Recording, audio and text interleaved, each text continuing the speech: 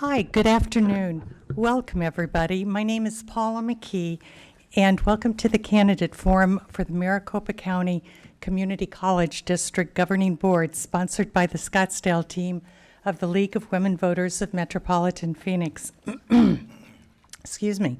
The League is a national nonpartisan organization that strives to get people registered to vote, make sure they are well informed about the issues, both pro and con, and then encourages people to vote.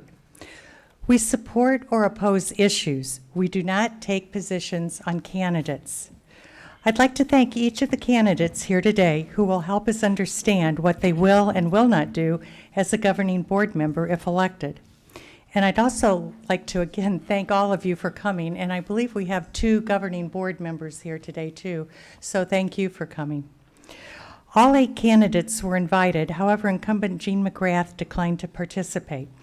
Elections are our chance to stand up for what matters the most to us. We, the voters, have an impact on the issues that affect us, our communities, our families, and our future. Arizona's community colleges play a critical role in helping many of Arizona's students each year learn a credential or degree, transfer to a 4-year university, or receive career training. The value of community colleges goes beyond the immediate benefit to students by generating a positive economic impact on the overall local economy. Funding for community colleges primarily comes from property taxes from people like you and me, and from tuitions and fees from the students. The state of Arizona provided additional funding until 2016 when the legislature decided to eliminate all funding for the colleges. Recent issues concerning the district that have been reported on by the media include inadequate funding, faculty board relations and the ability of faculty to have a tool for contract negotiations, the cancellation of college football programs, problems with the payroll system that have created some serious problems for employees. It is fortunate that those candidates here today will be able to address some of those issues from their own perspectives. The Governing Board of Maricopa County Community Colleges takes actions and implements policies that impact over 200,000 students attending 10 colleges and 2 skill centers. The citizens of Maricopa County have a stake in ensuring that the board members serve the students and communities with competence, concern, commitment to the welfare of all students, and for their academic success. And now I'd like to introduce Cindy Hans, the moderator for today's forum. Cindy is a retired public school teacher and administrator. The majority of her 20-plus year career in education has been in middle schools in the Scottsdale School District. She's a parent of 3 and grandparent of 2. In keeping with the League's nonpartisan role, it should be noted that she has never been employed by any of the Maricopa colleges and does not maintain any professional or close personal relationships with any faculty or board members, nor are any of her children attending Maricopa community colleges. Let's welcome Cindy.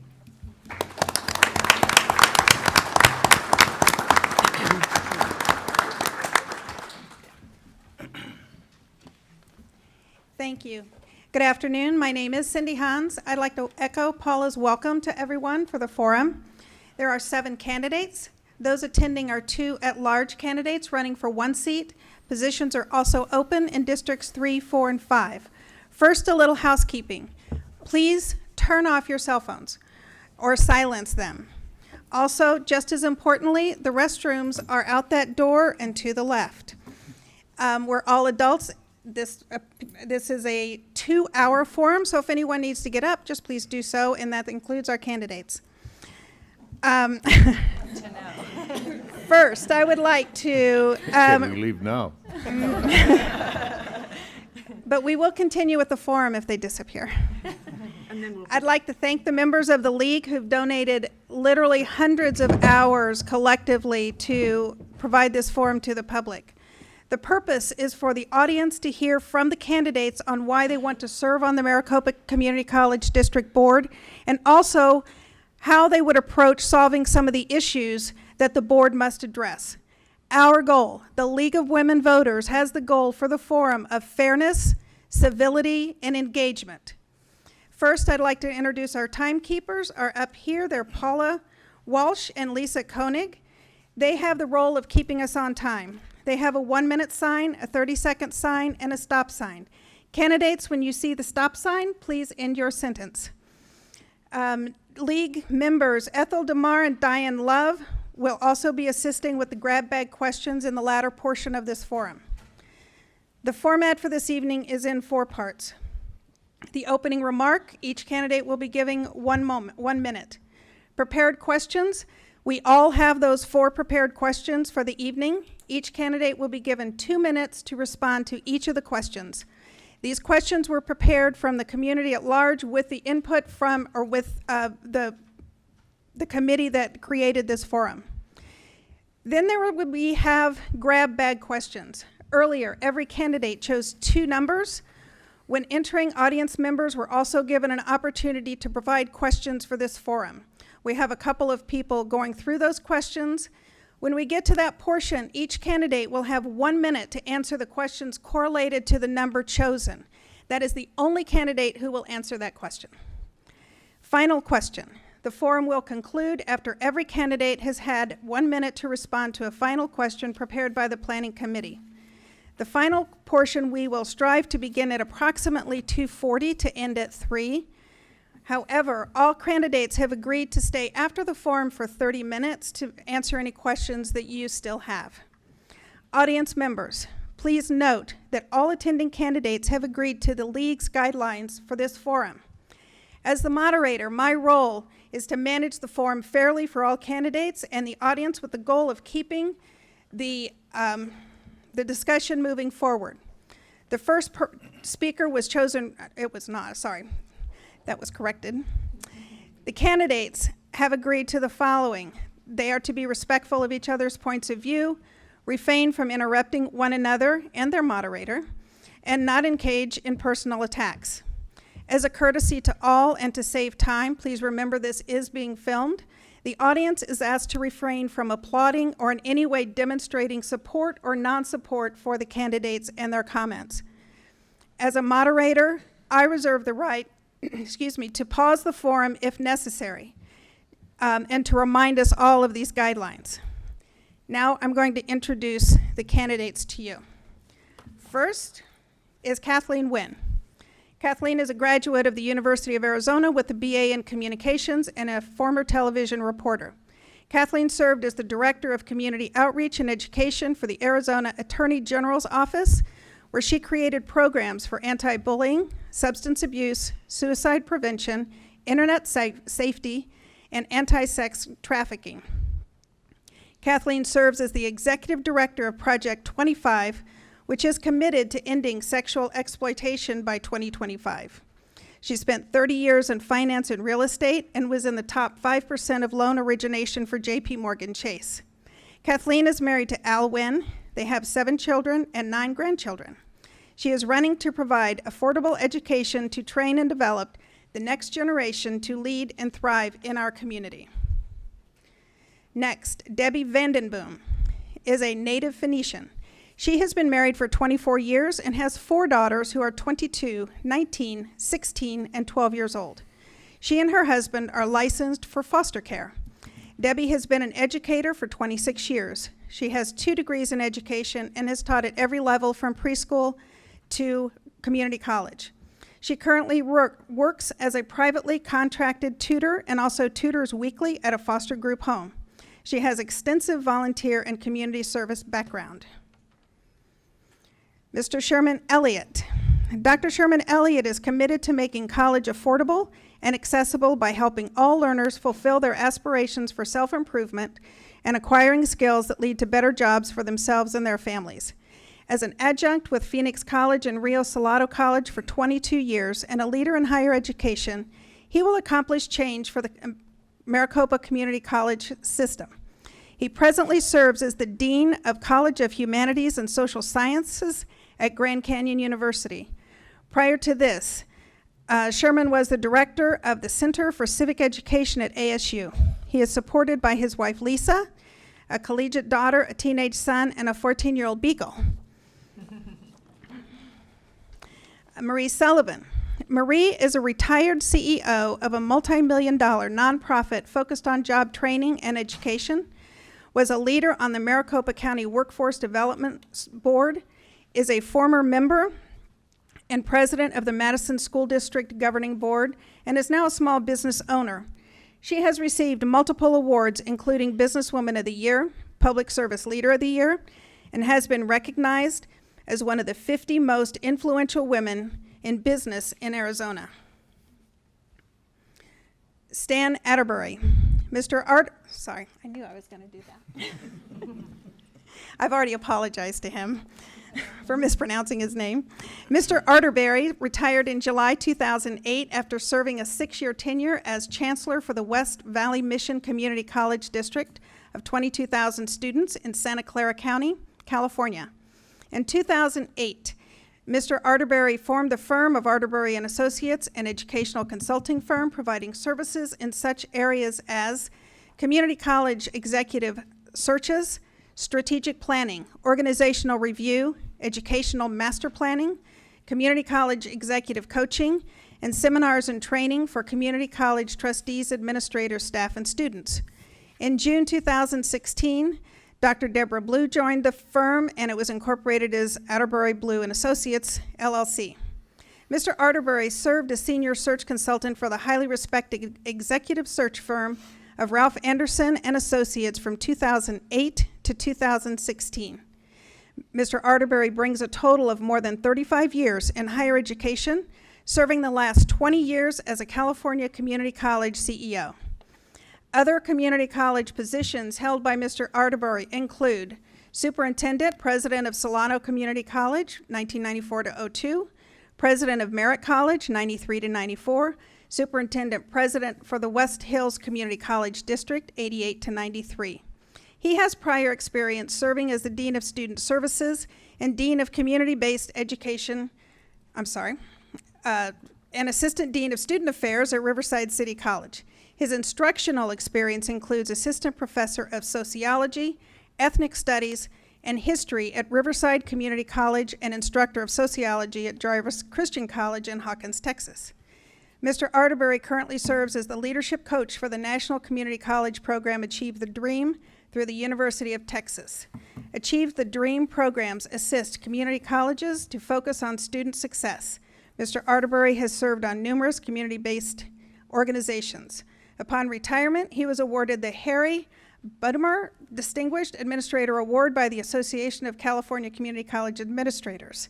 It is the association's oldest and most prestigious award.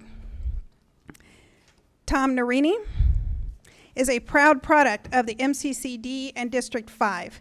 After graduating from Carl Hayden High School, he attended Phoenix College before graduating from Mesa Community College.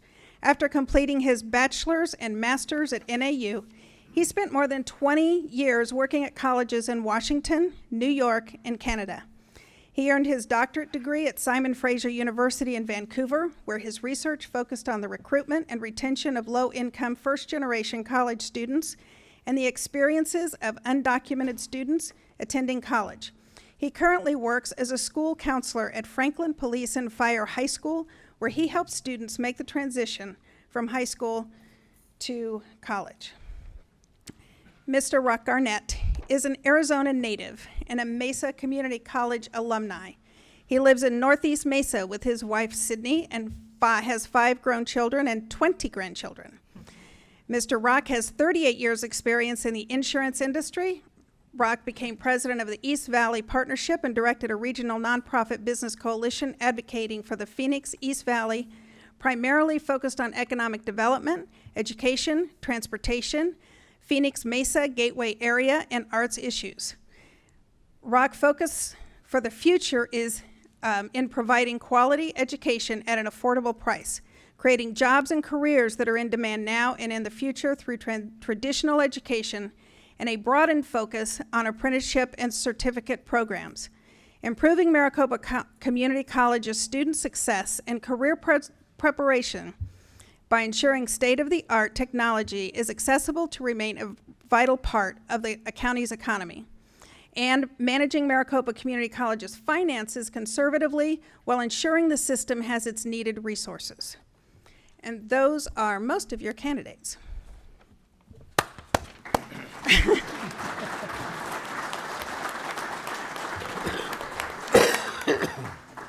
We will now enter the time when they finally get to speak. And they will each have 1 minute to introduce themselves. We will begin with Kathleen Wynn.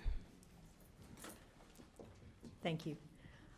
First of all, thank you for coming today and making education a priority. I really appreciate that. And I appreciate the opportunity to have this, to kind of introduce ourselves to you. I decided to run earlier this year when I saw that education had reached a critical impact. We have politicized education, and education is for the students. My husband and I have 7 kids, as it was said in my biography, and all of them are college graduates. They are all successful. They all are in different careers. And I think it's important that we start to focus education towards our students. Our students need our best foot forward, and we need to be concerned about how they're learning and the best way to educate them. I think Maricopa Community College is a wonderful vehicle to start working across our K through 12 and into the future with employers. And we need to be the bridge to bring education to employers and help our students get the jobs that are out there that they need. Thank you. Thank you. Debi Vandenboom. Hi, thank you for having me here today. As was said in my bio, I've lived in Phoenix my entire life. I've lived in the area that I'm running in my entire life. I've graduated out of the public schools here. I went to state college, both for my bachelor's degree and my master's degree. And my entire work as an adult has been helping young people, whether it's foster care kids, starting a free GED program for young moms, teen moms. I started and ran a program for that and did a lot of work in that. And I want to make sure that as they go into community college, as those young people go into the community college system, that we're providing those opportunities for them to get what they need, to get the services that they need, and to be able to match that. Again, where our economy is just starting to rebound and do well. And a lot of businesses coming in, and we need to be matching our education with the opportunities that are out there so that those young people can get either on to college or to get something that will provide a job opportunity for them. Thank you. Sherman Elliott. Thank you for having me, and thank you to the league for sponsoring this and for everybody who set up the chairs. It's a lot of work. I appreciate it. Changing people's lives. That's what we all do in the community college. That's the bottom line. It changed my family's life. I come from a family of 6. My father died when I was 6 months old. My mother did not have a job, did not have a driver's license. So she moves back home, and by the grace of God, the local community college was the only place that folks could go to that we could afford. When I began teaching 30 years ago, my dream was to work at the community college, and I got a taste of that dream in 1996, 22 years nonstop. Very proud to be a faculty member, an adjunct faculty member, Rio Salado. I also worked at Phoenix College, South Mountain Community College, the Guadalupe Center, and Estrella Mountain Community College. All of them allowed me to change people's lives, whether they were 17 or 70. As a dean in higher education, I work with the Higher Learning Commission in Chicago. My job is to get people jobs. My job is to make sure that our faculty have the tools they need, that we have a curriculum that's nimble and up to date. Thank you. Marie Sullivan. Thank you for being here today. I'm running as a candidate because I believe I have the requisite skills and the heart to ensure that we have a system that's affordable and accessible to all who want to leverage the community college system. When I was 19, my father had a heart attack. I left school and I went to work full-time. I have never looked back. I know firsthand the opportunities that good work experiences can provide for success. After 40 years as a CEO of changing people's lives through the dignity of work, I know what can happen. Together, we can put students first. We can invest in our faculty and our staff. We can use taxpayer monies wisely, and we can ensure that we not only have a driving economic engine, but the best system in the country. Thank you. Stan Arterberry. First, I'd like to thank all of you for taking time out of your busy schedule to be here today. I would like to thank the League of Women Voters, and most importantly, we'd like to thank Paradise Valley College for hosting this event.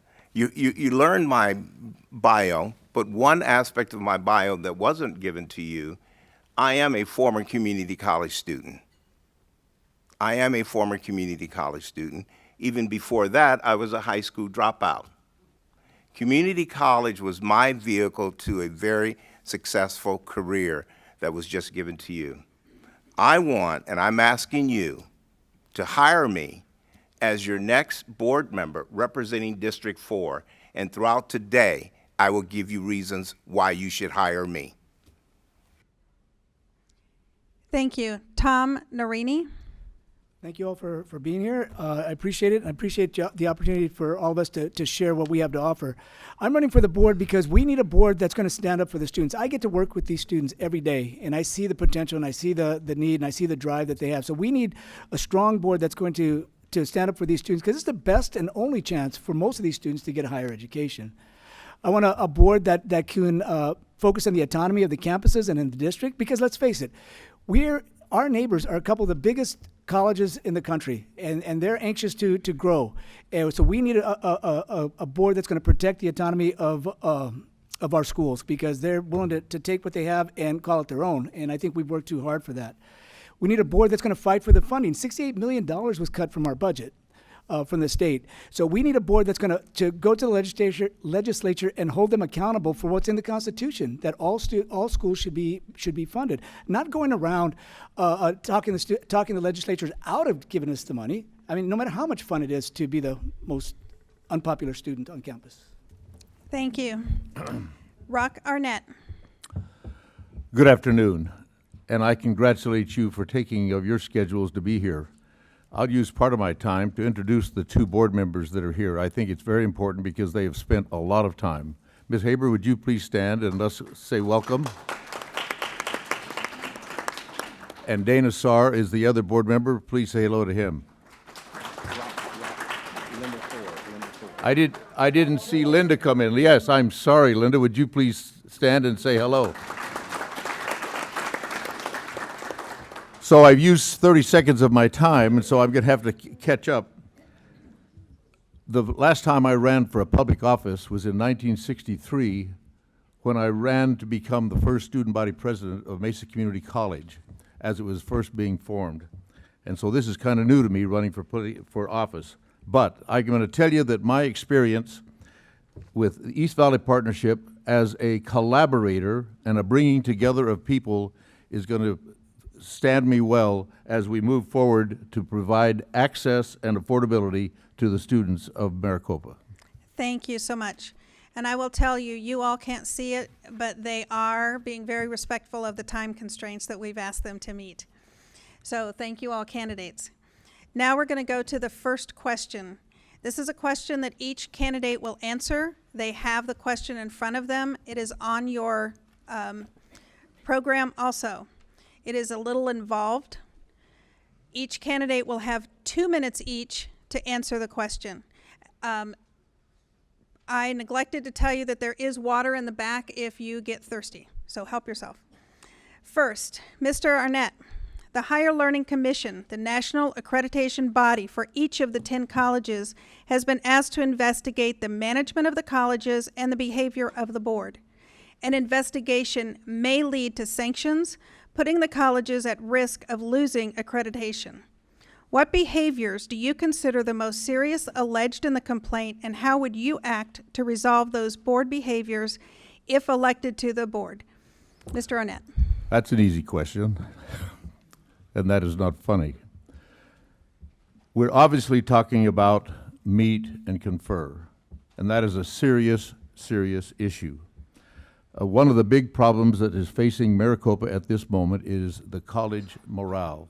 Teachers, students, and faculty, the entire process. It seems to me, as I've listened and I've visited virtually every college, and morale is a big problem. I happen to think that the faculty and staff needs to have a voice in the process. They're where the rubber meets the road. They're where they will understand the problems of the students. And so they need to have a voice. I also happen to think that the meet and confer process needs to be modernized, updated, bring it into contemporary process where there is a system of taking care of those issues that come forward. I believe that there is a way of putting together a consultative, issue-solving process that will serve this college, all of the colleges, and the district well moving forward. I happen to think that the best days of this college are ahead, and I want to be a part of it. Thank you. Tom Nerini. Thank you. I would welcome the investigation, and anybody who wouldn't, I think I would be concerned about, because if we're doing our job properly, we have nothing to worry about with an investigation. And if we do have something to worry about and we do lose our accreditation, I would rather that we make sure that we know what to do and what steps we need to go forward with to make sure that the students get the quality education that they need, rather than keeping our head in the sand and pretending nothing's going on. So I would welcome an investigation. I echo what Rob says about meet and confer. Just the idea that we cancel meet and confer without anything to replace it with. It's the story I use is that last time we bought a mattress. How many of us bought a mattress recently? Right? Did you throw out your mattress and then go shopping? Or did you find a new mattress? Even though your mattress was old and out of date and wasn't working like it should, you went and found a new mattress before you threw out the old one. So that's just one example of the way the board has been running that puts me a little bit, makes a little concern for me. Another example is with football.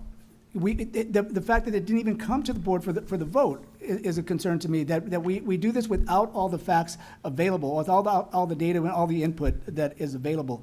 And that if we are going to be a governing board, we need to make sure that everybody's included in the decisions and everybody's taken into account. Thank you. Stan Arterbury. In responding to this question, I'd like for the audience to focus on the last sentence. What behaviors do you consider most serious of the alleged complaint? They're all serious. There is not one that's more serious than the other. And these complaints are failure to prioritize institutional educational practices and responsibilities, violation of freedom of expression, desperate treatment based on religion and political viewpoints, retaliation against refusal to engage in collaboration practice, including whistleblowing, failure to follow established procedures regarding public input and transparency. They're all serious. What the board must recognize, the Learning Commission can't do anything to the Board of Trustees, to the governing board, nada. But what they can do is impact the college's accreditation. And what typically happens is, first, you get a warning. Second, sanctions. Third, a possible special trustee would take over the institution and the trustees become advisory. And then the fourth is loss of accreditation. And the loss of accreditation means that financial aid, grants, students' credits, all of those are lost. So all four of these are important, and the board must collectively address these. They must collectively address each of these violations or complaints. It is my expectation that HLC will send a team. The chancellor is required to provide a response on the 29th of this month. I expect that the HLC will then send a visiting team to come and talk to board members, the administration, and faculty, and then they will then issue a report. This is serious, and the board needs to take it as a serious matter. Thank you. Marie Sullivan. Ditto. With that, however, the accreditor will be looking at three things. They're going to be looking at the values, the practices, and the principles that guide the community college system. When it comes to the behaviors of a board of directors that is supposed to govern and lead and not manage That's the role of the chancellor. It's imperative that they have oversight and responsibility to those values and those principles and those practices. What we see today is a lack of transparency in discussing openly the concerns and challenges ahead of the community college system. We see a lack of data that's published for the public review to inform us as to how a decision was particularly reached. We want to ensure moving forward that there's constant collaboration, teamwork, and good working together philosophically, not necessarily the same votes all the time, but a vision and a philosophy that will ensure that the community colleges are functioning to their best. As a result of the accreditation body coming to visit, we will determine, or we will have a report that will tell us where we stand. We know what the articles in the Republic, et cetera, say. Those of us who have been reading materials for months know some of the concerns and challenges that are very obvious. A new board will see that whatever outcome is in this report can move this district forward. And I look forward to working with you to ensure that we can create the best system in the United States. Thank you. Sherman Elliott. It's hard to differentiate. I agree with everybody. I like Rock's point about modernizing. The bottom line is faculty and staff have to be at the table day one. It has to happen right now. I make decisions all day that impact the lives of tens of thousands of learners, and I do that surrounded by faculty and staff. So it's important to me that we also praise the faculty, full-time faculty and adjuncts, because despite these morale challenges, my daughter at Phoenix College is having a fantastic experience in her physics class, not the test, but the class itself. And my nephew and godson is full-time at Paris Valley Community College in accounting, and I keep testing him about his faculty and how the experience is. Loves all of them, it's fantastic. So thank you again to the faculty and the adjuncts that despite the challenges you are having, you are doing exactly what you are called to do, which is to take care of our learners. The reality is faculty have intellectual capital. They are the intellectual capital of the institution. They have to be front and center, but I don't want to neglect the staff. Librarians, accountants, those in operations, those in counseling, the registrar's office, even those that are contracted out, food services, security, maintenance, they all have to be at the table because a learner just isn't somebody who shows up to the classroom, whether it's online or on ground, or they're the incarcerated and they leave. So from day one, I would like to work with the board, get a diverse group of committees working as fast as possible to make sure that every voice is heard. Thank you. Debi Vandenboom. Hi, thank you. Well, there's just kind of a whole lot of ifs in this first question, so I'm not sure. I don't really feel comfortable speaking to conjecture at this point. I mean, the investigation is ongoing. It hasn't happened. We need to hear what the investigation uncovers and then take those things as they happen. If there's something that is designated as a problem, then obviously that has to be dealt with. And I think I bring a unique perspective into this in that I am a parent of college students. I have 2 students that are in college right now, and I have 1 heading to college, and I have spent a lifetime as a teacher as well. But I also understand the need for running a board and all of that. So I think it's a little premature to be nailing things in coffins and figuring out exactly what's going on until the investigation has taken place. It just seems a little bit premature to me to be commenting on that. Thank you. Kathleen Wynn. I think it's unfortunate that it seemed to have crescendoed by filing a complaint. There's clearly 2 very different sides in this issue. And I know that the first complaint that was filed was dismissed without action. So this is a second attempt. And unfortunately, what it says to me is that the faculty and the board and the chancellor are not communicating in a way that's effective, and it's become now a public discussion. And I think it really needs to be a discussion that's held with the faculty, with the staff, with the adjuncts. I think everyone has the same goal, which is let's provide a gold standard of education for our students.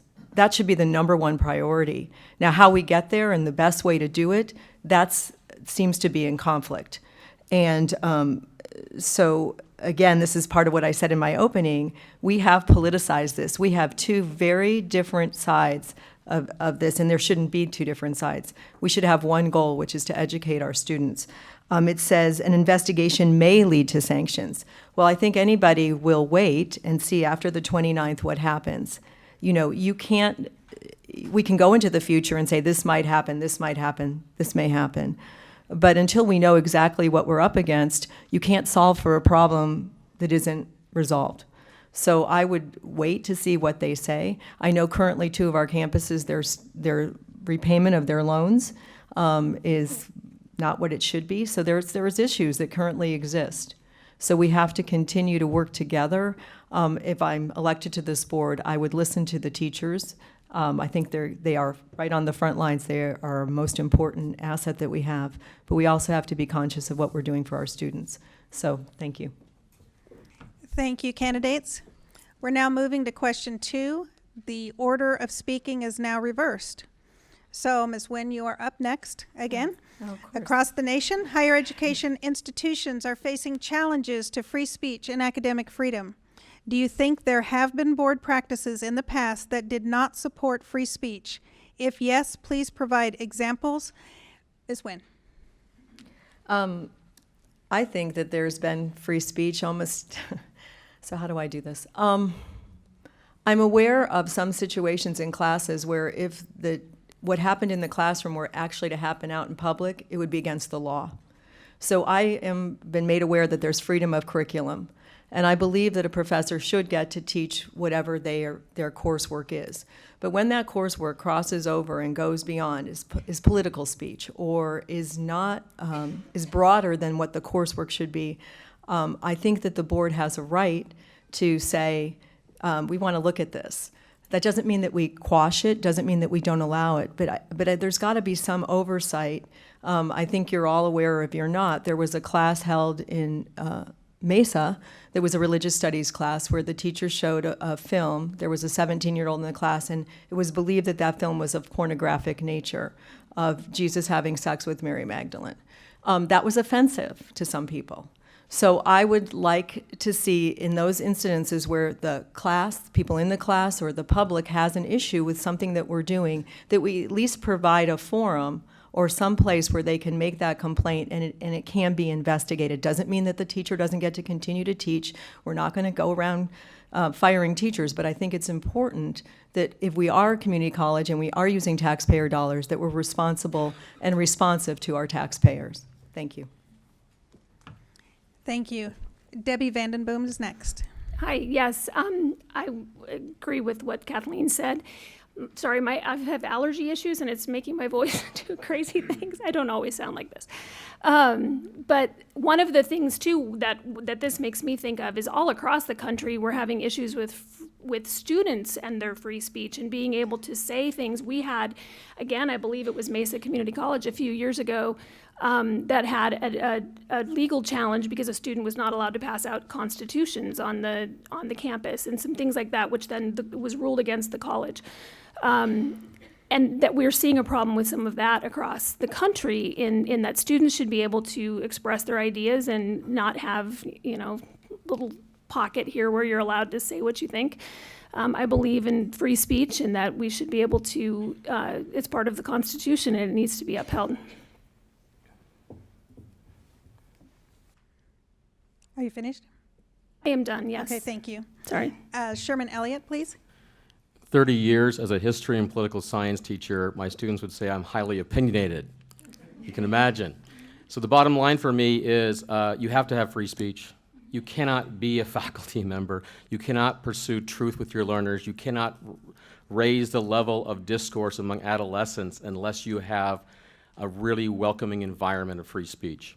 That being said, as a professional, you have to make certain that you're trained well so that you do not offend your learners. So you have to be sensitive to their backgrounds and to where they're coming from. So I think we have to strike a balance, but overall, I cannot imagine being handcuffed or having a tape put across my mouth as a history and political science teacher. Thank you. Ms. Sullivan?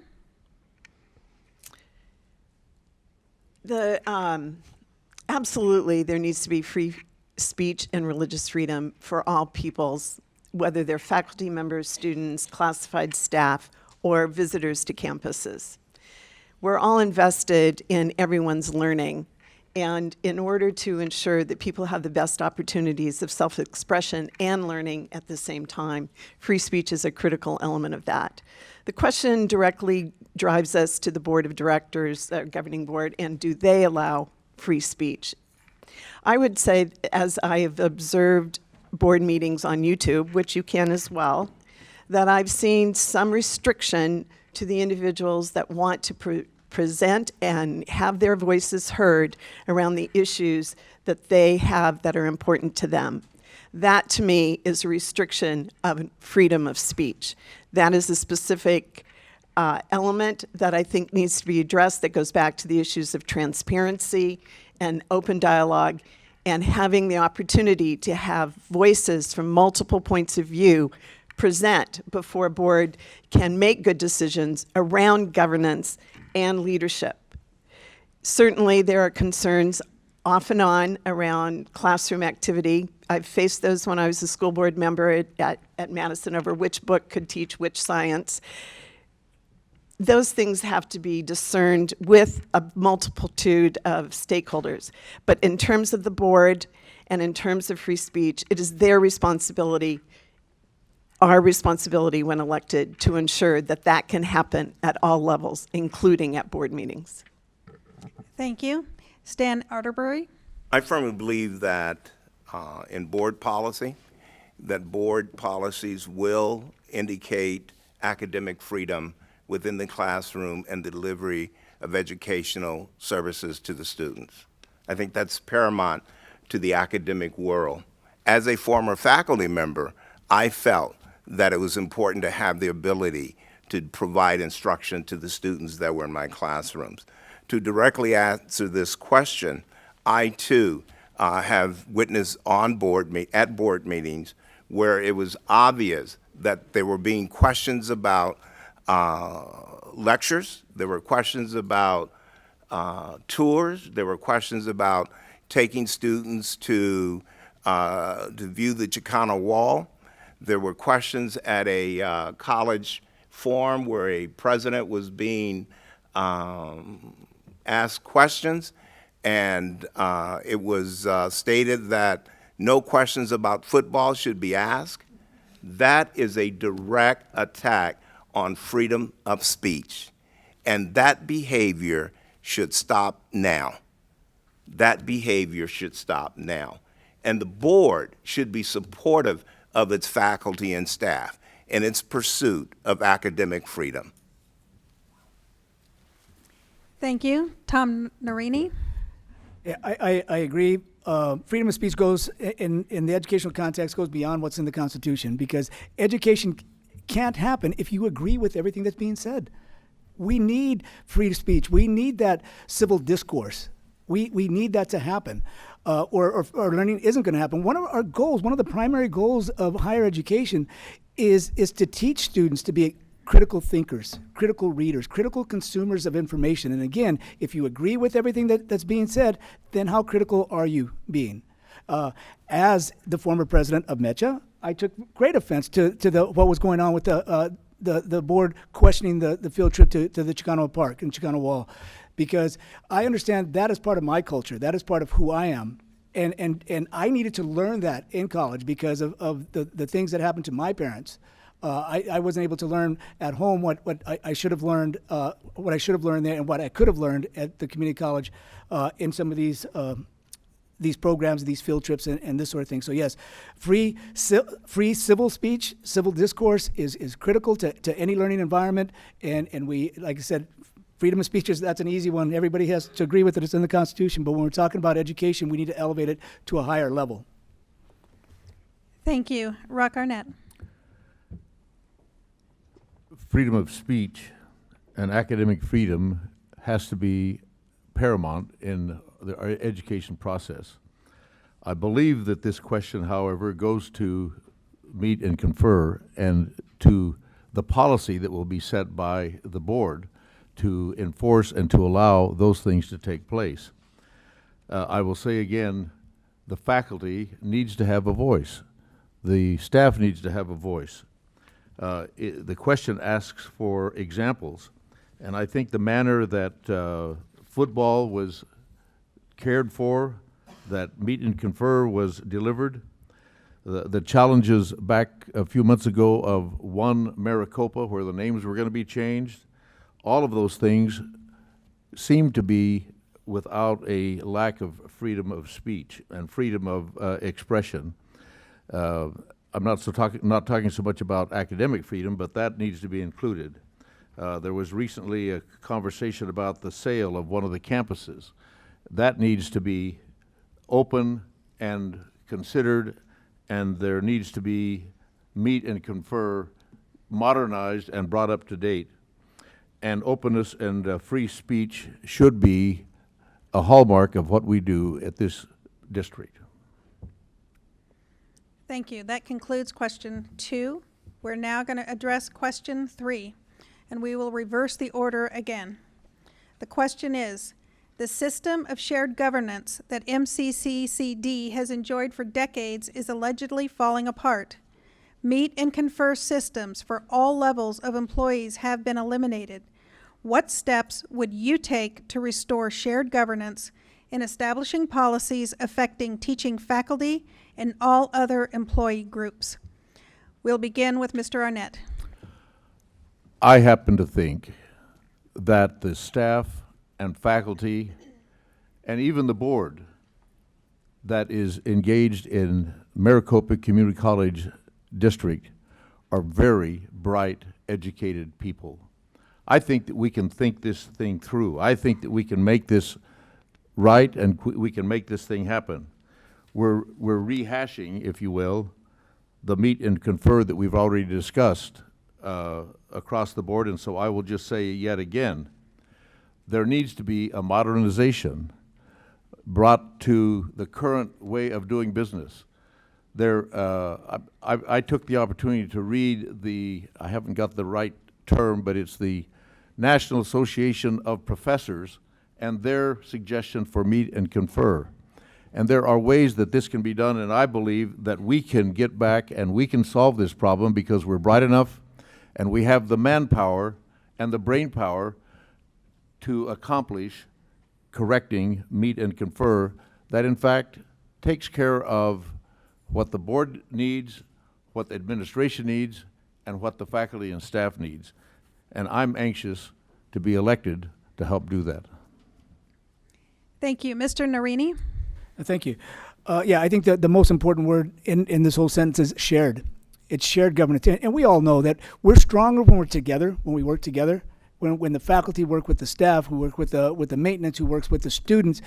And the faculty are the ones who see the students every day. They're the front lines. They know what the students are faced with. And as somebody who works in a school, I get to see these students every day. And I know how things change when the administration comes by to check out a classroom. You know, I see how things happen when the principal walks into a room. And and the principal's great. The administration's wonderful. But to expect them to know the day-to-day workings of a classroom or to know the day-to-day issues that a student is facing, it's unheard of. The story I always tell, if it wasn't for the faculty at Mesa Community College, I would have never made it.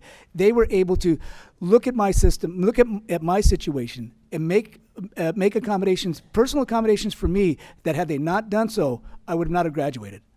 But they were able to do that because they had the confidence in the system, the way it was set up, and they were able to make those accommodations. So the shared governance is key to make sure that everybody's on board, and because we're always stronger when we work together. Thank you. Mr. Arterberry? You know, I'm a firm believer that shared governance has to be a paramount within decision-making within an educational institution, but there's something missing in this conversation, and there's something missing in the conversation at the Maricopa Community College. I hear no one talking about the voice of the students. So when we talk about shared governance must incorporate the administration, the faculty, the staff, and students. We must have the voice of the students in this entire process. Shared governance in my professional career was paramount. We didn't do anything within the organization unless the voices of all those constituencies were brought into the picture. So shared governance, and the primary focus is something else we're missing here, is student success. That has to be the paramount of why we're having shared discussion, focusing on student success. There's also a comment in here about meet and confer. Meet and confer process needs to be clearly defined. I realize that this district has contracts with its administrators. Those contracts tends to define working condition, it tends to define salary, it tends to define evaluation, it tends to define placement. All of those things need to be understood with all of its employee groups. Whether we call that meet and confer, whether we have another term, as my colleague to the left is saying, it need to be modernized, but there must be a way in which employees will engage with the organization. But what's central in this whole discussion of shared governance is that we must have the voice of the students, of the staff, of faculty and administration in those decisions that are coming forward to the board with the primary focus on student success. Let's not forget student success. Thank you. Ms. Sullivan? For 8 years, when I served on the Madison School Board, I represented the board to a meet and confer process. During that time, I saw firsthand the opportunity to engage in open conversation with teachers to determine how the framework of their business, teaching our children, would be successful for them. That included conversations around pay, it included working conditions, and their relationship to the executives in the district. It was very successful, and if you know about the Madison School District, you know it is one of the most innovative, dynamic school districts in Maricopa County.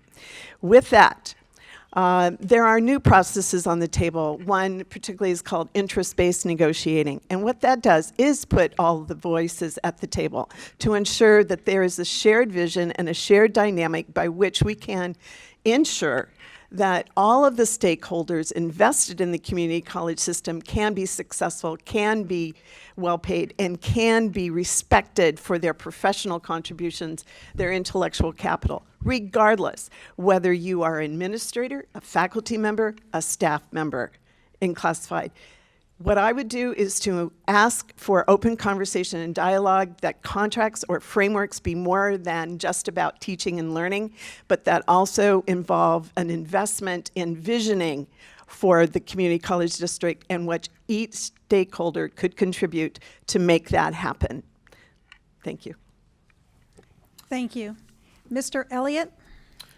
Obviously, shared governance is essential. I think of in my own personal life, I came up through playing band. What kept me in school was being in concert band. You can close your ears right now, but it's a true story. And then in college, I continued on a scholarship. And you know, when a section was missing, if you could just imagine that for a second, in a concert band, if all of a sudden the brass is out practicing, there was no music. It was only noise. The reality is everybody has to be at the table from day one. So if I'm on the board, I want to get into relationship with my colleagues because we have to know each other first. And from there, we have to quickly form study groups or focus groups made up of every constituent body in the community college. My colleagues to the left have already said that. The only thing I don't want to forget, please, is the adjunct faculty. I would want the Adjunct Faculty Association and those who are not in the association to be present as soon as possible. They teach the majority of our learners, and their pay has not kept up with the competition in Maricopa County. Hi, yeah. So my understanding is that the issue that specifically with meet and confer was that it related to collective bargaining, which is not allowed because of it's illegal. So the important thing is that we need to be communicating. I mean, that's the bottom line. What I'm hearing from everybody here and what Kathleen said a minute ago is that clearly there needs to be more communication going on between teachers, students, faculty, all of the staff, the governing board, all of that. There needs to be communication going on. I am totally 100% agree that there needs to be good communication between all of the parties involved, between all of the stakeholders, as we said a second ago, that there needs to be good conversation in figuring out what are some of the issues, what's the best way to do them, and do them in such a way that we're not breaking the law, but that we're providing an opportunity for everybody to have their voice heard.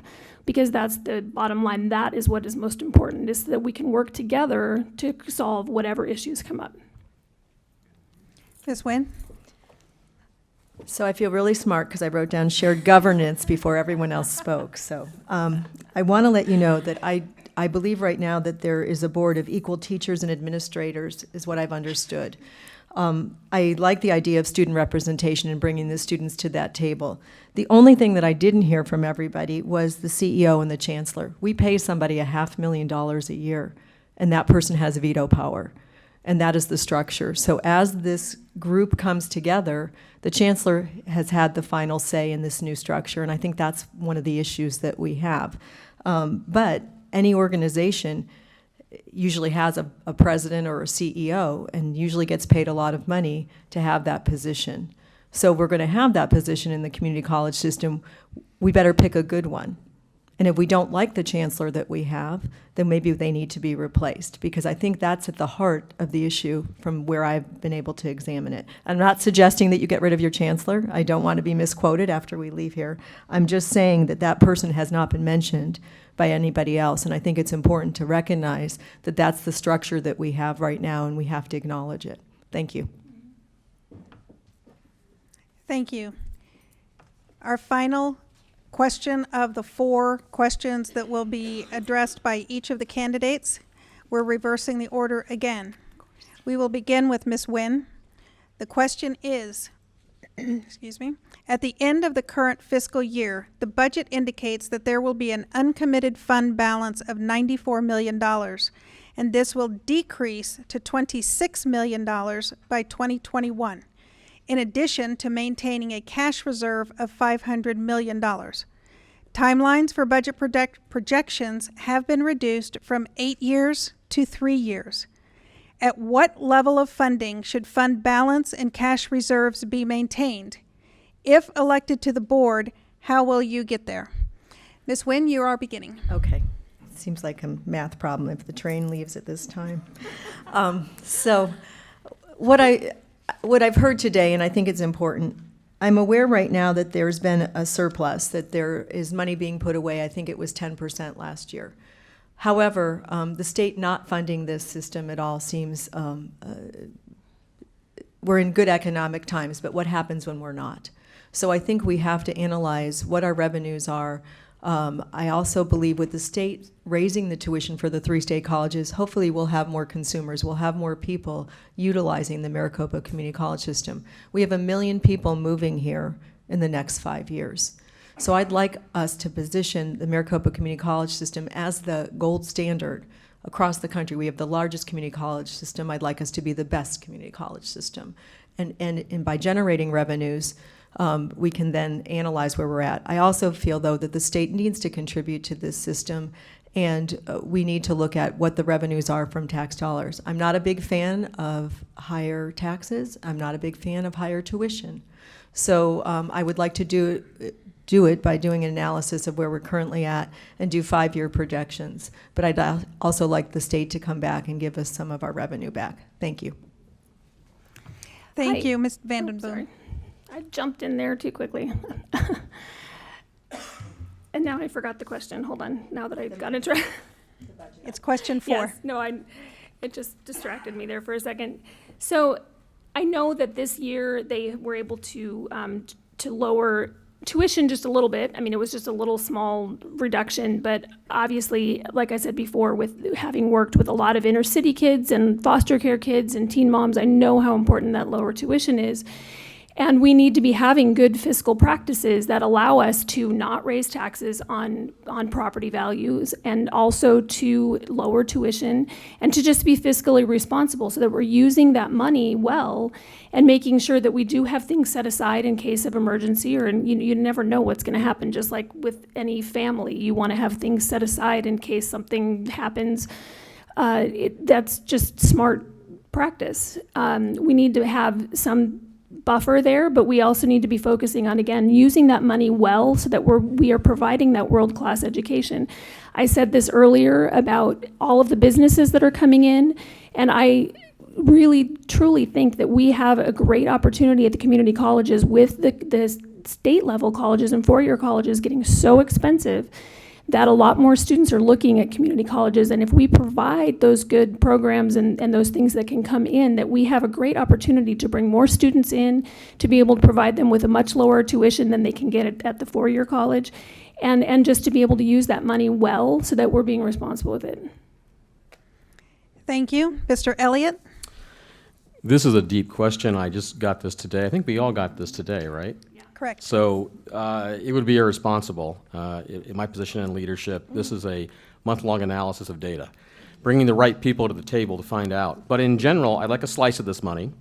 And the reason why is because we have to improve retention. That's the bottom line. So if these reserves truly are excess, it's irresponsible not to have a rainy day fund to take care of our faculty and our learners, and yes, the parking lot and the gates and everything else. So we've got to have that.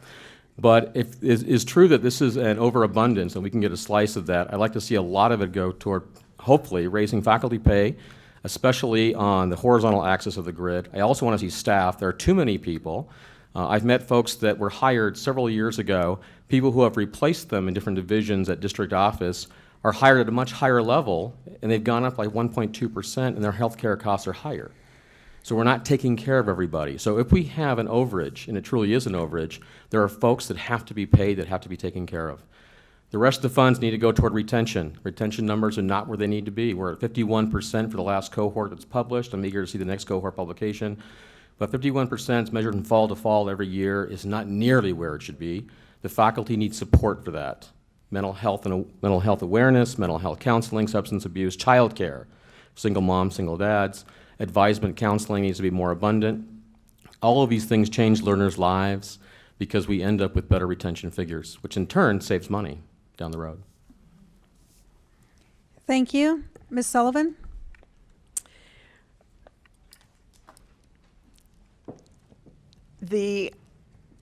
Having managed multi-million-dollar budgets, both at the nonprofit level all the way up to and through the county, I've seen the challenges faced by what do you do when monies begin to be scarce, and how do you handle expenses under dire straits. Let's all look back to 2008 and 2009 and 2010.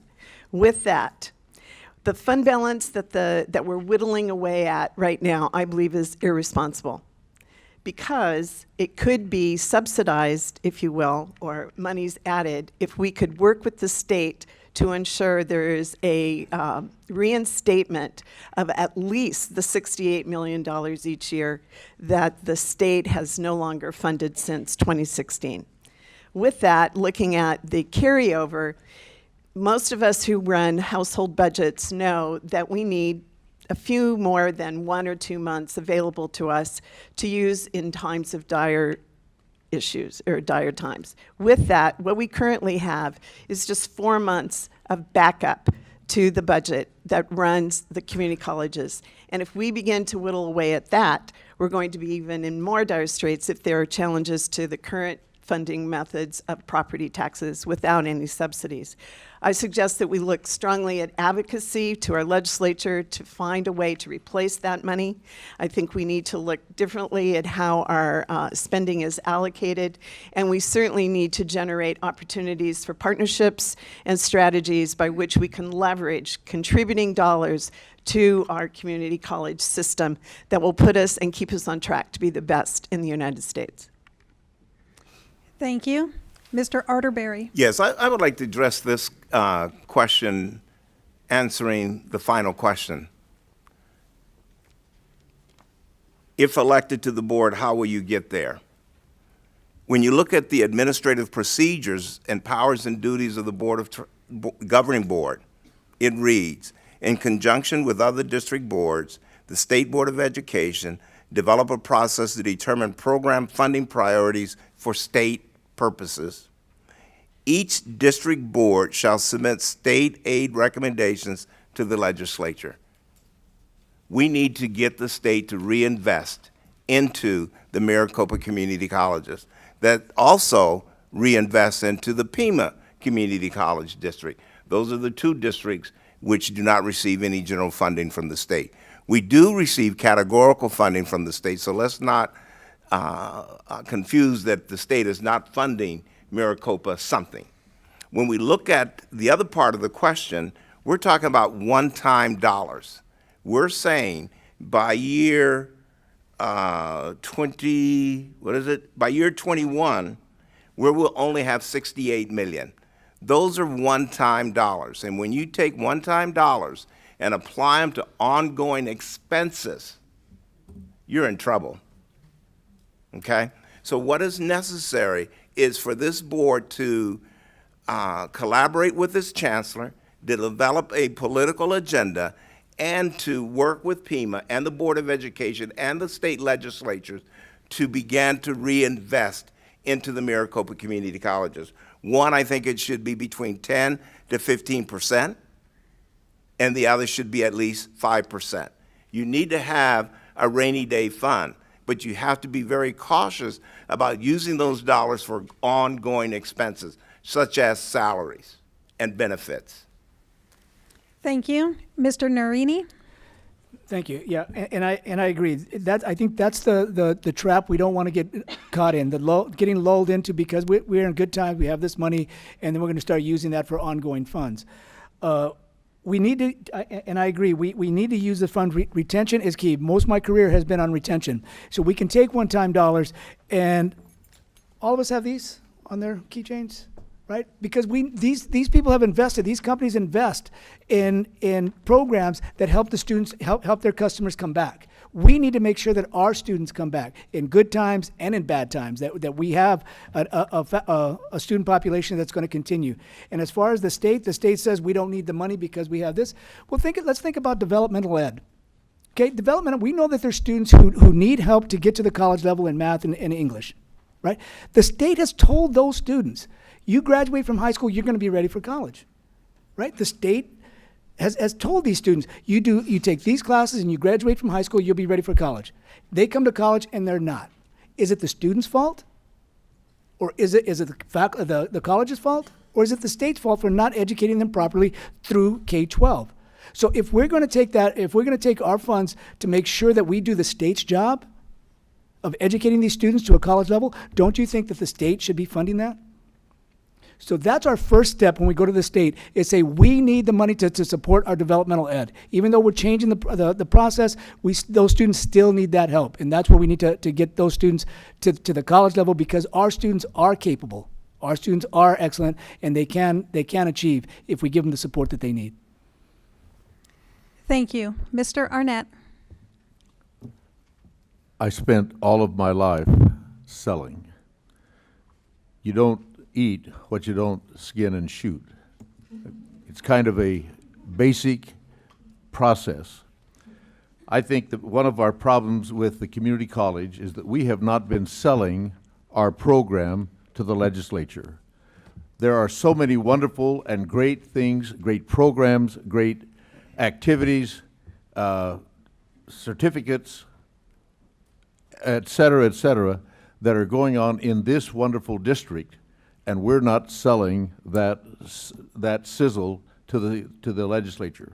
One of the problems we've got is we need to determine what is, and make the legislature understand the value of education. I happen to think education is the single greatest driver in our entire community. And then we need to add upon that, what will be our investment return? What's the return on the investment if the legislature then decides to give us back some funding? I think it's folly just to ask for the money because we need this or we need that. We need to be able to prove to the legislature that we can do X, and therefore we receive Y.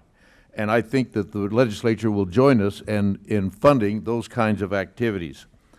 I have got some questions, and the comment was this is a 30-day session.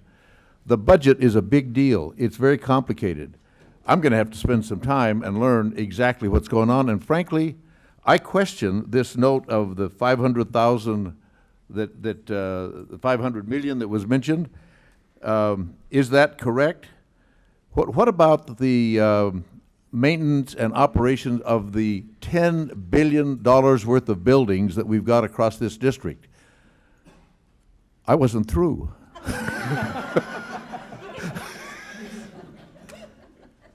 Did you want to finish your sentence? I was finished.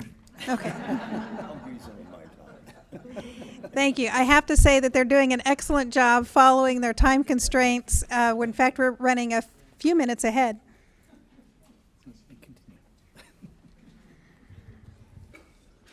So we are now to the section where we have something called grab bag questions.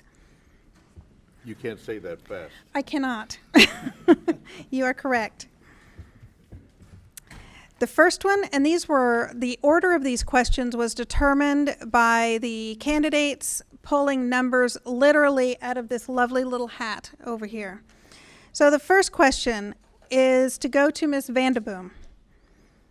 Do you believe that there is a need to increase long-term capital funding for the colleges? If so, how do you plan to address this need?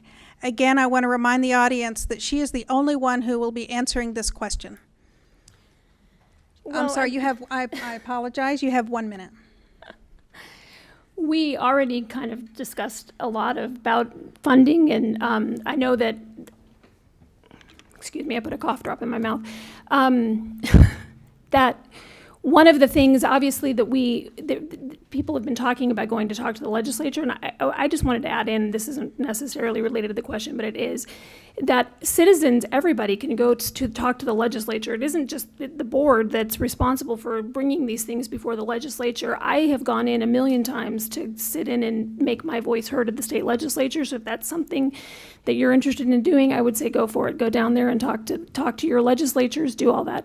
But again, my goal is to try to make sure that we're not increasing property taxes, that we're using that money well. If more money is, the economy has been growing in our state, and at the time that the funding was cut from this, it was because everything was being cut. We were cutting left and right, and they were trying to figure out places where they could cut. So as the economy is growing, I think that's a conversation that we can have again with the legislature now that they're able to add more things in there. So yeah.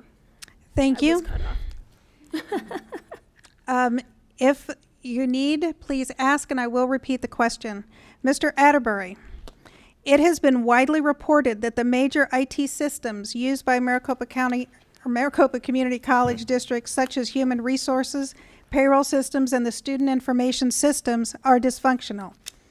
What steps would you take to address these problems and hold management accountable, and what is your timeline? And it's okay if you take a smidge more than a minute on that one. It's an involved question. I respect that. My timeline is yesterday. Employees who work are expected to be paid on a timely manner. Employees who work expect to receive their just pay, not more, not less. I think that's essential. That has a significant impact on the morale issue that's impacting the Maricopa Community College districts today. So I think that is so crucial. I think what's most important, however, is that the board needs to allocate the necessary resources that would correct the problem. The board itself cannot correct the problem.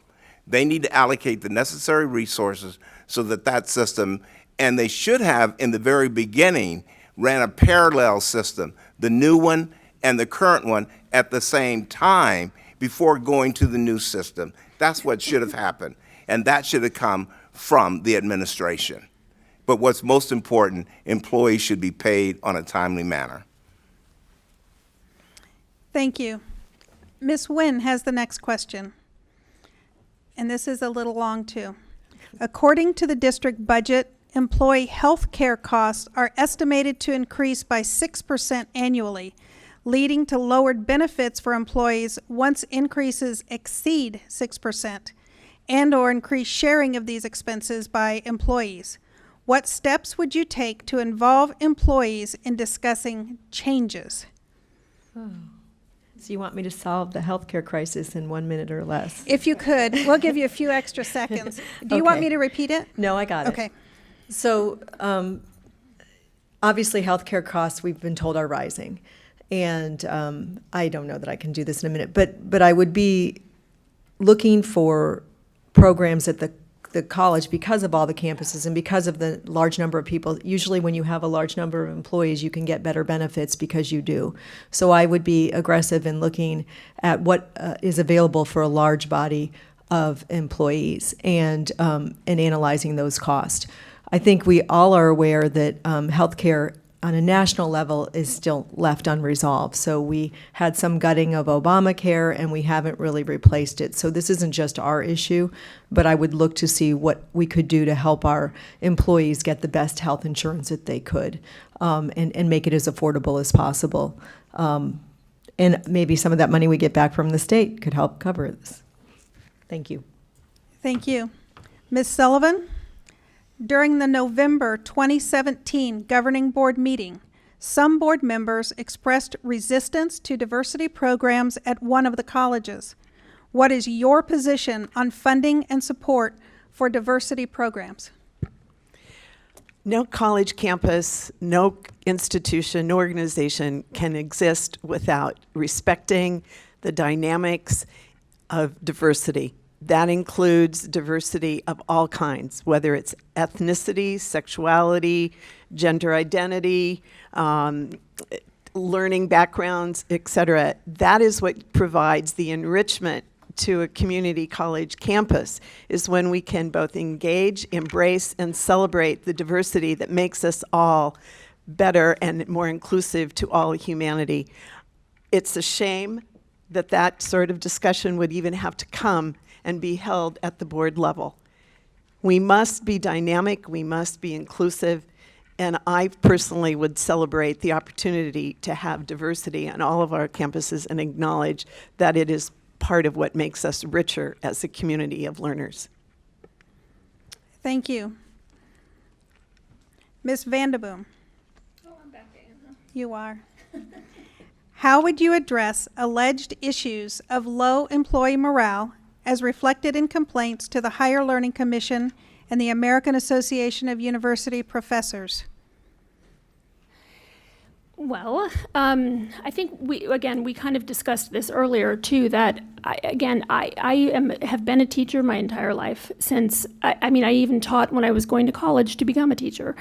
So, and I've worked in really tough schools. I've worked all over the place.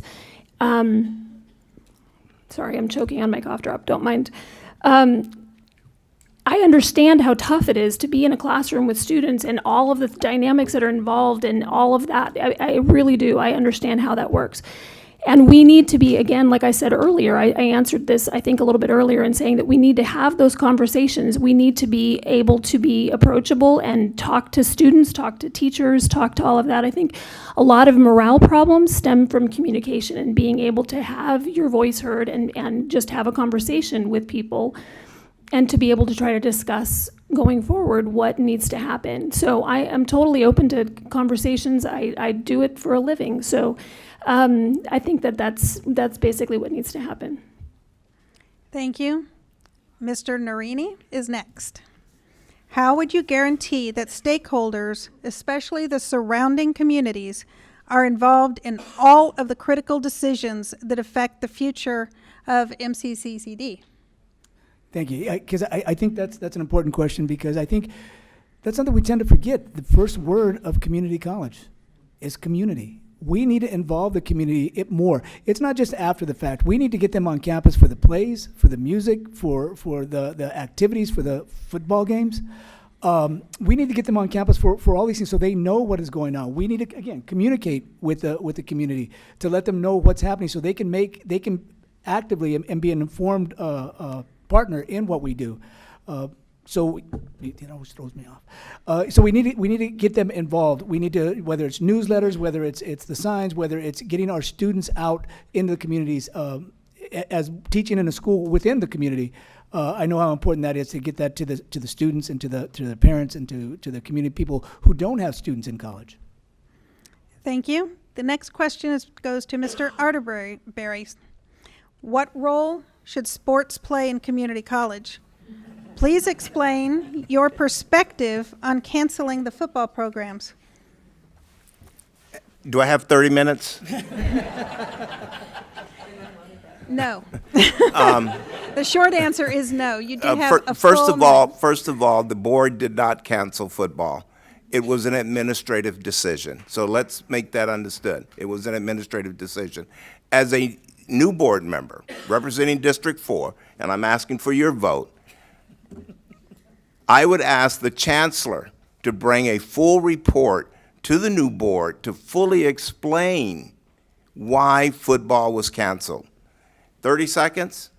I think football was my vehicle to success. Football was my vehicle to success. It kept me in the classroom. It kept me in 15 units. I passed all of those units. I graduated. I would hate to see that opportunity to be lost to students starting fall of 2019. So I would ask for the board to have the administration. Finish your sentence, please.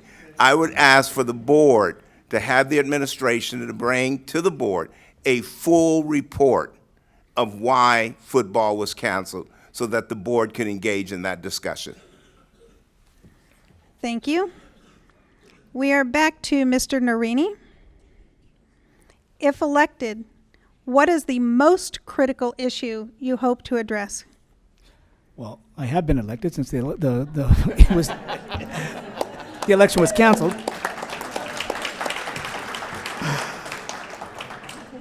I think the most critical issue, again, it goes back to, I mean, as somebody who works with students, is retention. It doesn't do our students any good to get them. I mean, access is not the issue anymore, especially not at the community college. It's completion. How do we get the students across the finish line? And so to do that is to make sure that we have the resources in academic advising, in full-time faculty, in financial aid, and having only one student number. Right now, the students struggle. I struggle with these students every day because there's two students. There's an MEID number and an ID number, and they never know which one they're supposed to put in. So getting the IT together, getting the students' retention, reaching back out to our students who left, and bringing them back in, and re-engaging them into the campus so that we get more quality people with quality educations out into the workforce. Thank you. Mr. Elliott. What are the top strengths and the greatest weakness of MCCCD? The strengths are very clear to me, changing people's lives for decades and decades and decades. 10 colleges, 200,000 learners. I think of, again, my daughter preparing for her physics test on Tuesday, my nephew and godson, the tens of thousands of students that I think now, after 30 years of teaching, that I have touched. It's a phenomenal system. I think we need to be proud of what the faculty and those who have come before us have done, including all board members. It's a beautiful, majestic system. There is no other country in the world that has this system. I think we all know that. We need to acknowledge that. The reality is that I've traveled Europe, I've traveled Asia, and I talk about education when I go on those trips with Phoenix Sister Cities, and it's phenomenal to me that they'll say, what do you mean there's no test to get in? What do you mean you're 50 years old and you go back to school? I get that all the time. It's actually romantic and it's powerful. It's the essence of democracy, and it changes our lives. There was a second part to your question, though, I think I didn't get to. I'm sorry. The top strengths and greatest weaknesses? Weaknesses is branding. I think the reality is a lot of people just don't realize the power of our MCCD system. Thank you. Mr. Elliott, you actually pulled two questions in a row. All right, let's go. What are your plans, if any, to increase the number of full-time qualified faculty and support staff? Do you think increasing full-time faculty and support staff would impact student success, student academic success, and how? It's a no-brainer. It's low-hanging fruit. Full-time faculty make the world of difference. I've been full-time faculty in my life, and I work with and supervise over 70 full-time faculty. The bottom line is when we invest in full-time faculty and instructional support staff, we always see a dramatic change in completion rates as well as just overall class success rate. Looking at the last outcome data, I think 16 to 17 for the district, we were at 21% graduation rate, certificate rate. 21%. That's not acceptable. The faculty need a lot of help, and one way to help them is to hire more of those adjuncts and make them full-time. It's essential that we find the resources to do that. We also need the equivalent of instructional assistants. We need IAs who can also offer tutoring and support. We need to put money into mental health, substance abuse, child care, and advisement. So many times learners take the wrong classes for the wrong programs. Or they start a program and it's too hard, it's too challenging, and that's okay. The advantage is you can be off-ramped into another program. Thank you. Finally, Mr. Arnett, you're up. This is an audience offered question. Nearly all candidates are running on cut or keep tuition/taxes lower. Businesses understand that sometimes you have to invest in a company with problems. Give a specific example of one thing you want to spend more money on, a strategic investment. That's easy for me to answer. At Mesa Community College, they figured out how to embed 6 college advisors in each one of the high schools at Mesa. Every one of the high schools has a embedded college advisor.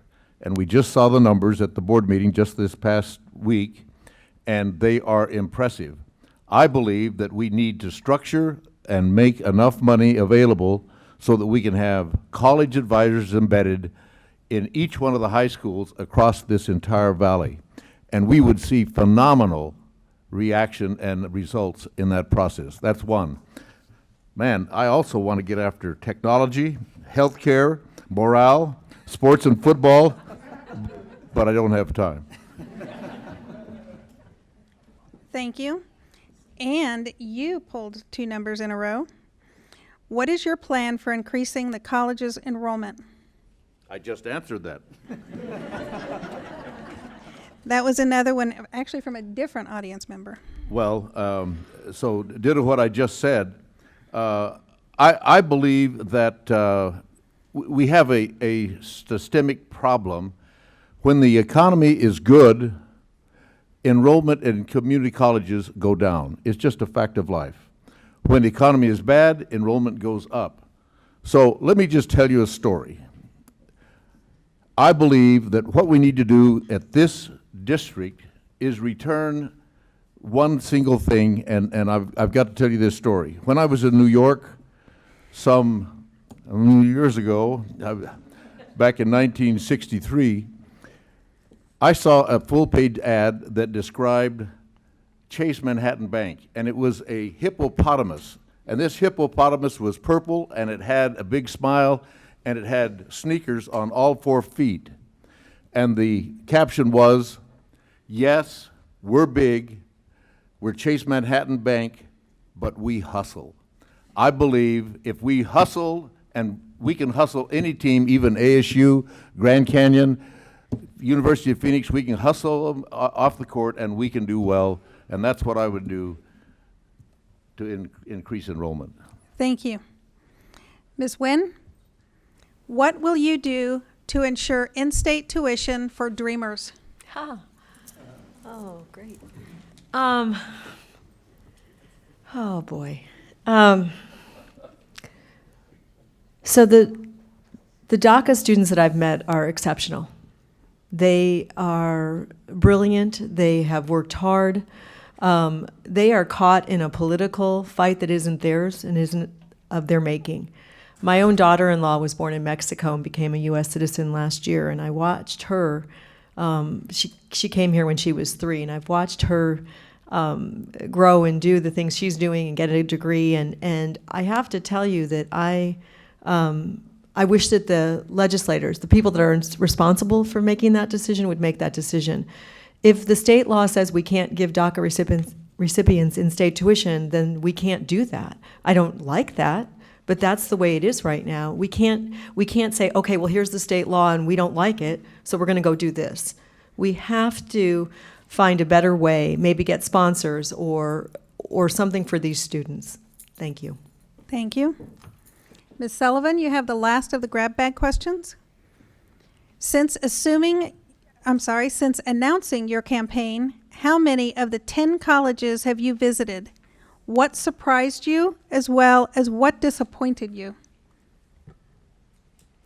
I visited 3 of the community colleges in person, and I've been able to go on YouTube and observe many of the colleges in action with the different presentations that they make. I think that's a great question, and the answer is I should have said I wish I would have visited all of them, but the fact is I haven't. It's not because I'm not interested. You know, I served on the Phoenix College President's Advisory Council for a long time, and as the CEO of AWE, we had many relationships with all the community colleges, including Rio Salado, Gateway, Estrella, and so in my work experience, I have visited all of the campuses. It's just most recently I haven't. The most surprising thing is, not surprising, the most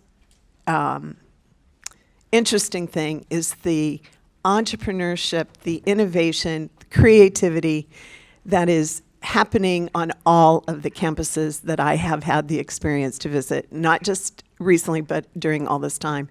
There are dynamic programs, there are wonderful leaders, and students are moving forward. That's what we need to continue, and I look forward to doing that with you.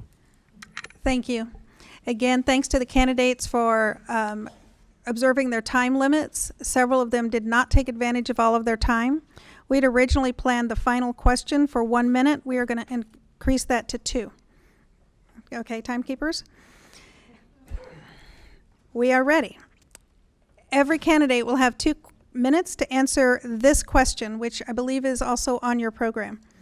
In canvassing neighborhoods for your candidacy, what have the voters expressed to you as their primary concerns and focus for the MCCCD governing board?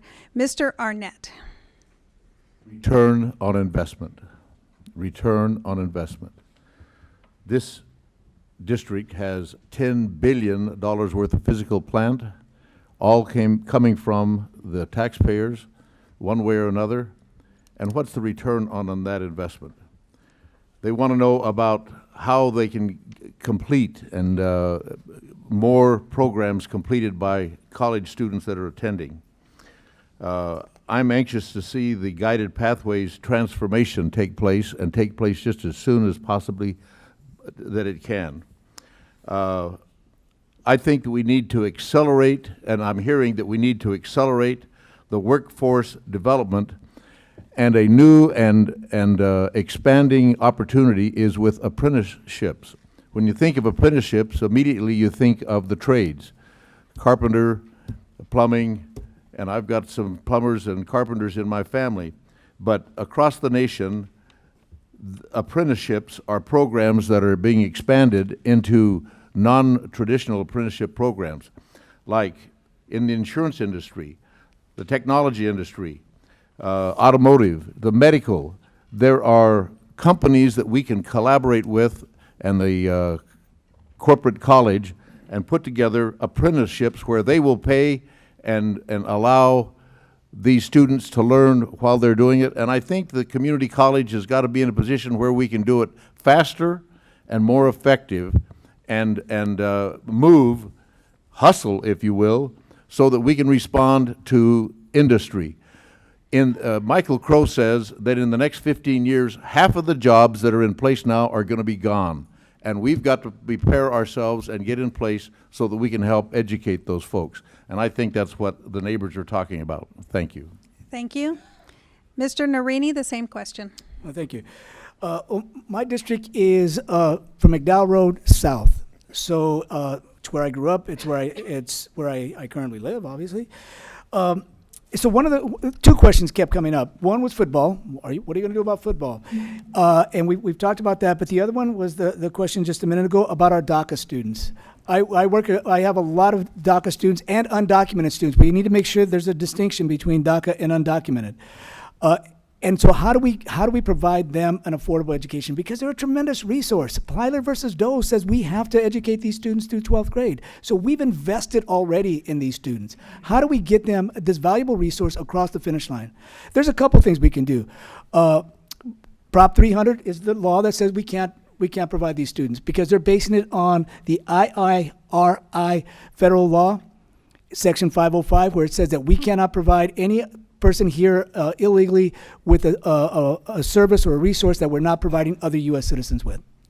Well, every day we provide other U.S. citizens from out of state, in-state plus half tuition. It's part of WUI, the Western Undergraduate Exchange. We can take a page out of ASU's book. They call it the non-resident tuition rate for Arizona graduates.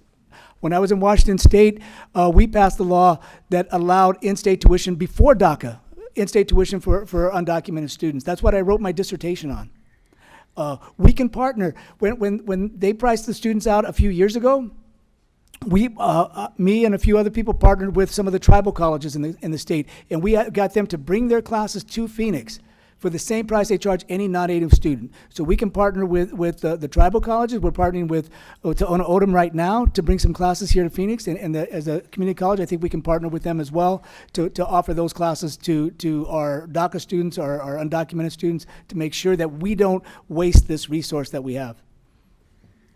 Thank you. Mr. Arterberry? I think there are three areas that I feel when I was canvassing. One was, what's your political party? And I try to explain to the individual that this is a nonpartisan and that party affiliation is not known, and they still would ask, however, what is your party? I would then be extremely honest and would tell them what my party is. The other one is football. I mean, that probably was one of the hottest topics. And of course, they would ask me, what are you going to do about it? And I have to explain to them, because a lot of folks in our community think the board made that decision, and the board did not make that decision. And I have to explain that to them. I've already told you what I would like to do. I would like to see the topic brought back. If I had an opportunity to vote for football, I will tell this audience here today, I would vote yes, return football. But I need to hear the rationale of why the administration. The third one was morale. Why is morale so poor in the district? And I believe one of the questions was about morale. A lot of times people think, well, let's pay employees more. No. The way you treat an employee has a greater impact on their morale. You could pay them $1 million, but if you treat them like a dog, they're going to feel like a dog. So the manner in which our employees are treated has the greatest impact on improving employee morale. So those are the three that tended to confront me when I went by my residence during canvassing. Thank you. Ms. Sullivan? First of all, I've really enjoyed the opportunity to canvass in so many parts of this District 3. It's huge, and all the way from North Central to Anthem, Cave Creek, Carefree, and others has been really exciting to see some of the distinctions of neighborhoods and communities, and to meet so many people. That has been probably the best and most gracious opportunity I've had. Things come up when you knock on someone's door and they answer and they find out that you're running for the community college board. And the three things that I've heard, first one is, why are you running? Why are you doing this? Such an awful time. And my first piece is I respond, because I want to. Because this is my way to serve the community in a new way, taking advantage of the skills that I have and my passion for education and the idea that all people deserve to have their dignity enhanced through work. Second issue, I have to agree to a person is, what are you doing about football? So ditto all the things that Mr. Arterberry said, but that has certainly come up. And the third thing is very specific, and it is, why are the faculty unhappy? So we get in conversations about, again, the lack of respect, the lack of transparency, the need for more conversation between stakeholders that include faculties and classified staff to be at the table. That seems to resonate with everyone. And the last learning I have is almost everyone I've talked to has a touch point with the community college system. Whether it's a child, a grandchild, a niece, a nephew, it's personal to them. Someone, almost every household, has a community college story. That tells me community colleges resonate and are important to almost everyone in this valley. And I want to thank you for your representation here today, representing that you also are concerned with our community colleges. Thank you. Mr. Elliott, the same question, 2 minutes. Thank you very much. Done a lot of canvassing in the district, and it's been the exact same questions to a certain degree that I've heard from everybody. The question I get, first of all, is why are you doing this?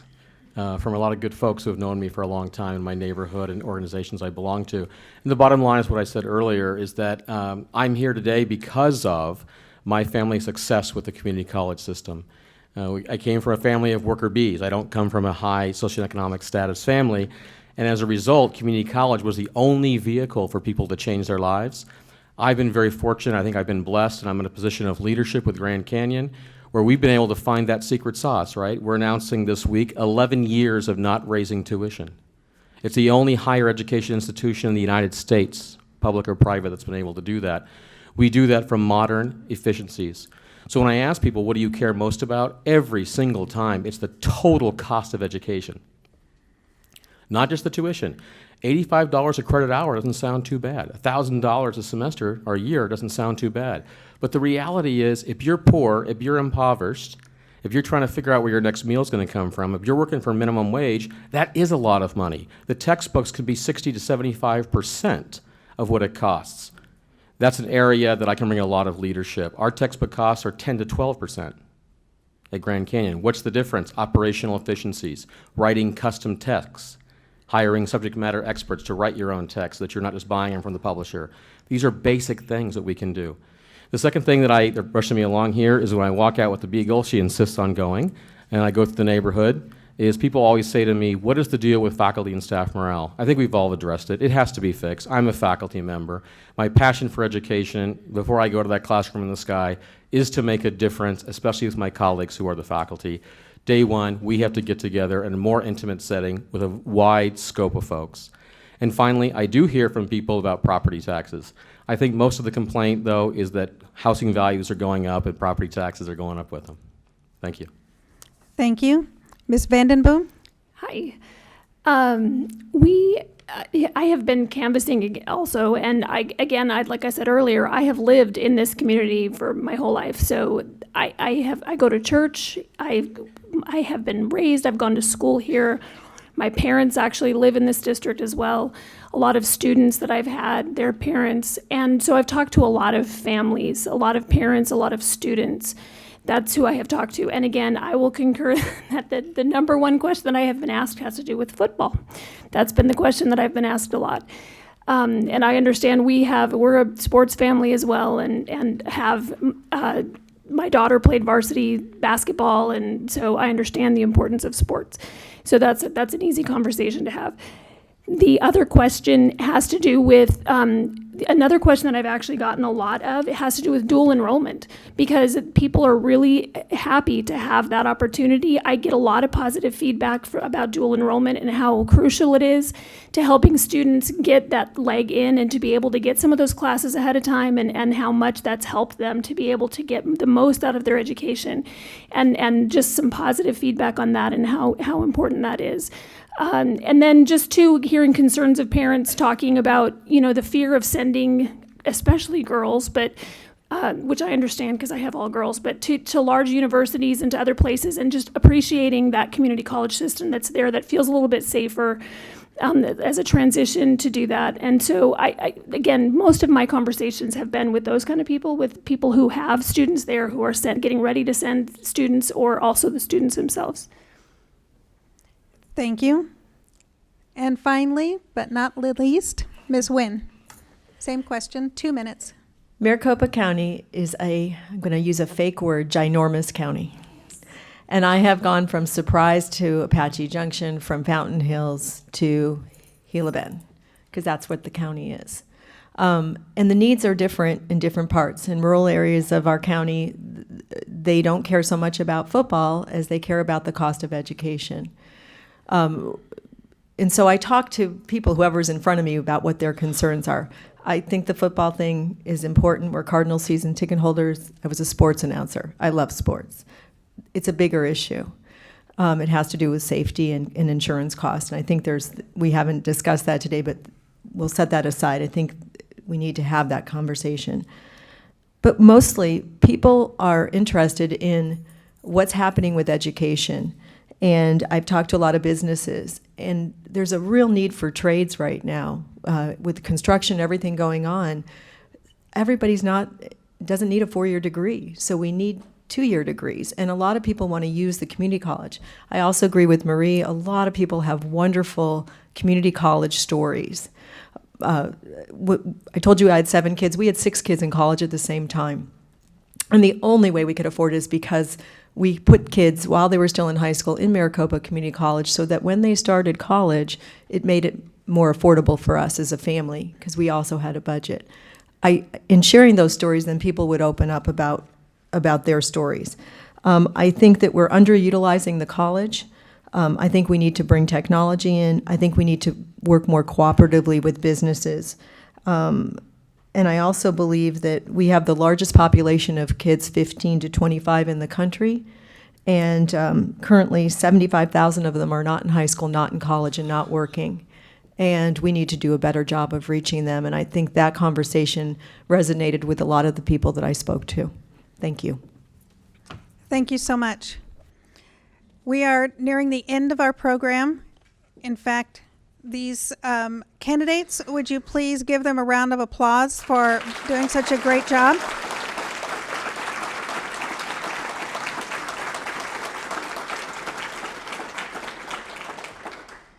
Not all of the questions were asked. This could have easily been a 4-hour forum. However, if you have further questions, every candidate has a website. They have also graciously agreed to remain until 3:30, so that if you have a question that was not addressed, please talk to them. Thank you to you, the audience, for your courtesy and your attention. It is absolutely required in forums like this that we have the cooperation not only of candidates but also of the audience, so thank you so much. Thank you to the league members who are responsible for providing this forum. We are identified by buttons. There are many more league members in the audience. For almost 100 years, we have been working to support voting in general and educating voters specifically on any range pick a decade. So please feel free to thank personally Paula, Penny, everybody. Thank you so much.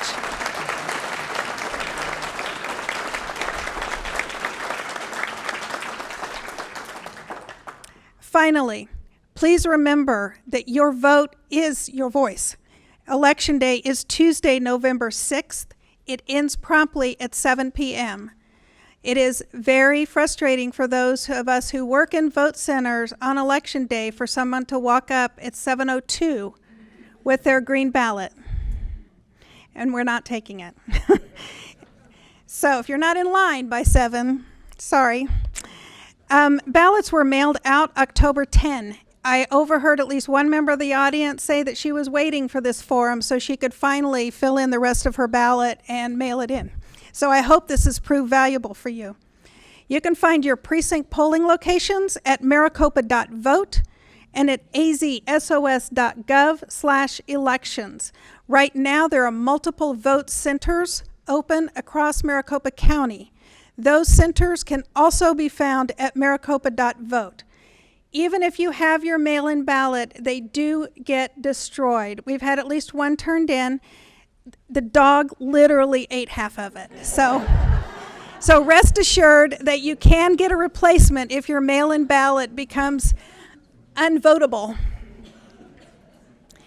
Thank you so much for attending. Thank you again for your courtesy and attention. And please drive home carefully. Thank you.